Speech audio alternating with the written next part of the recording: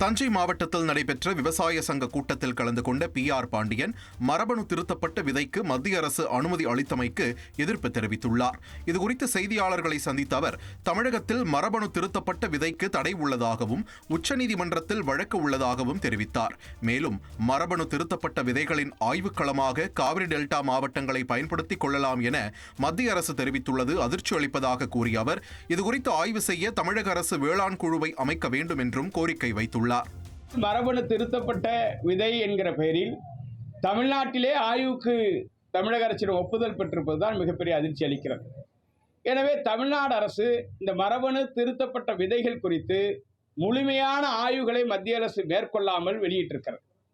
எனவே தமிழக அரசு நமது வேளாண் துறை வல்லுநர்கள் கொண்ட ஒரு குழுவை அமைத்து இந்த மரபணு திருத்தப்பட்ட தொழில்நுட்பம் குறித்தான நெல் குறித்து பயன்கள் சாதக பாதகங்கள் குறித்து முழுமையாக அறிக்கையை வெளியிட வேண்டும்.